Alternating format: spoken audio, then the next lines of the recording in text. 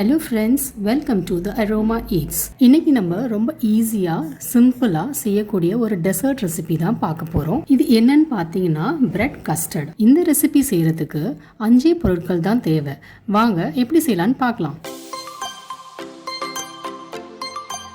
இதுவரைக்கும் நம்ம சேனலை சப்ஸ்கிரைப் பண்ணாதவங்க சேனலை சப்ஸ்கிரைப் பண்ணிக்கோங்க, பெல் ஐக்கானையும் கிளிக் பண்ணிக்கோங்க. இப்போ ஒரு பவுலில் அரை கப்பு பால் எடுத்துக்கோங்க. அதோட 2 டேபிள் ஸ்பூன் கஸ்டர்ட் பவுடர் போட்டு நல்லா கட்டி இல்லாமல் மிக்ஸ் பண்ணிக்கோங்க.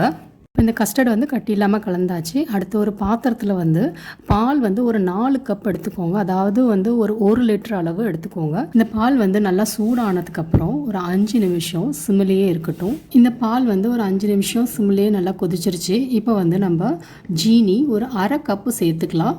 சேர்த்துக்கிட்டு அதை கலந்து விட்டுக்கிட்டே இருங்க. இது ஜீனி நல்லா கரையணும், இல்லைனா அடியில் அப்படியே தங்கி காந்தி போன மாதிரி ஸ்மெல் வர ஆரம்பிச்சிரும். அதனால இதை நல்லா கலந்து விட்டுக்கிட்டே இருங்க. இது ஒரு 2 நிமிஷம் சிம்மிலேயே நல்லா கொதிக்கிட்டோம்.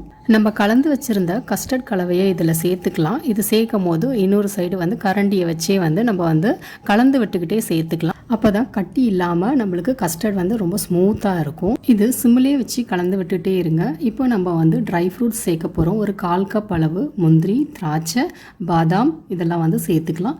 இது சேர்த்ததுக்கு அப்புறமும் நம்ம கிண்டி விட்டுட்டே தான் இருக்கணும். இந்த கஸ்டர்ட் கொஞ்சம் திக்கானோன்னு ஸ்டவ் ஆஃப் பண்ணிவிடுங்க.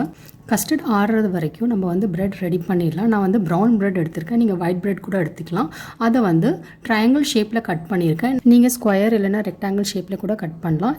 இப்போ இந்த பிரெட் ஃப்ரை பண்ணுறதுக்கு ஒரு பேனில் ஆயில் எடுத்துகிட்டு அதை சூடு பண்ணி அதில் பிரெட் போட்டு நம்ம ஃப்ரை பண்ணி எடுக்கலாம். இப்போ இது கோல்டன் ப்ரௌன் வர வரைக்கும் நம்ம திருப்பி போட்டு நம்ம ஃப்ரை பண்ணி எடுக்கலாம். இப்போ இதே மாதிரி மற்ற பிரெட் ஸ்லைசஸையும் நம்ம எண்ணெயில் போட்டு பொரிச்சு எடுத்துக்கலாம். இந்த பிரெட் நல்லா ஆறட்டும். இப்போ அதே மாதிரி கஸ்டர்ட் பார்த்திங்கன்னா நல்லா ஆறிடுச்சு, ப்ரெட்டும் நல்லா ஆறிடுச்சு. ஒரு சர்விங் பிளேட்டில் ஃபர்ஸ்ட் லேயர் ஃப்ரைட் பிரெட் வச்சிடலாம். அதுக்கப்புறம் செகண்ட் லேயராக கஸ்டர்ட் மிக்சரை அதில் ஊற்றலாம்.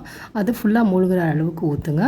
அடுத்த லேயர் பார்த்திங்கன்னா திருப்பி அதே மாதிரி பிரெட் சேர்த்துக்கோங்க. பிரெட் சேர்த்துட்டு அதுக்கப்புறம் அதுக்கு மேலே கஸ்டர்ட் போடுங்க. இதே மாதிரி லேயர் ரிப்பீட் பண்ணிகிட்டே இருங்க. இந்த மாதிரி பிரெட்டு பிரெட் கஸ்டர்ட் அந்த மாதிரி லேயராக பண்ணும் போது டேஸ்ட் ரொம்ப நல்லாயிருக்கும்.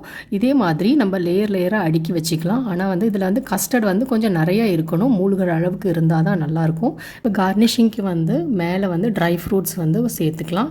அதாவது முந்திரி, திராட்சை, பாதாம் இதெல்லாம் அது மேலே கட் பண்ணி போட்டுக்கலாம். இது ஃப்ரிட்ஜில் ஒரு 1 மணி நேரம் வச்சு அதுக்கப்புறம் நம்ம சர்வ் பண்ணலாம். ரொம்ப சூப்பரான சுவையான பிரெட் கஸ்டர்ட் ரெடி. இந்த ரெசிபி உங்களுக்கு பிடிச்சிருந்துச்சுன்னா கண்டிப்பாக லைக் பண்ணுங்கள், ஷேர் பண்ணுங்கள், சப்ஸ்கிரைப் பண்ணுங்கள்.